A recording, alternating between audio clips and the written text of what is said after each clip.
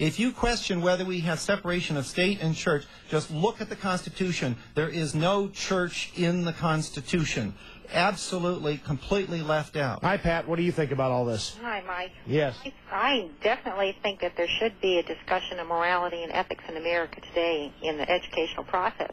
And I would like to know if either of your guests would object to leading into that discussion with recitation of the Pledge of Allegiance. I mean, that's a national... Well, again, here the problem is I wouldn't mind if the Pledge of Allegiance were still the Pledge of Allegiance, but they changed the wording, making it the Prayer of Allegiance. This requires every student to admit the existence of God, one nation under God. That is clearly objectionable. God, it doesn't say what kind of God. Well, but any God is objectionable to an atheist child. I would certainly be in favor of that, and I think that we've got to do something. I'm holding in my hand some of the statistics of our American schools. For example, right here is the SAT scores. Now, this chart was not compiled by fundamentalist Christians. This chart, the information is given to us from the U.S. government.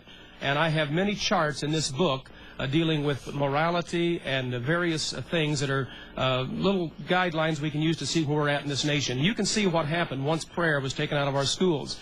This is our academic level. This is our education level in this nation.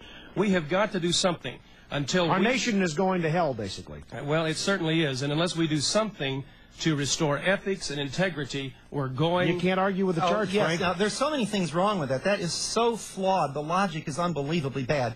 He simply says that because there is a correlation, there is a causal connection. Any person who's studied elementary statistics knows that that's baloney.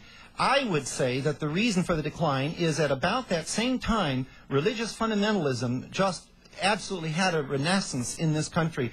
Biology teachers began to be afraid to teach evolution and real biology.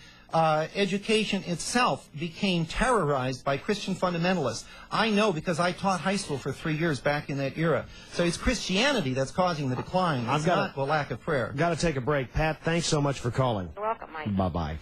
You are listening to and watching The Mike Scinto Show. We're coming to you live from the studios of 1290 WHIO Radio and the facilities of Television 7.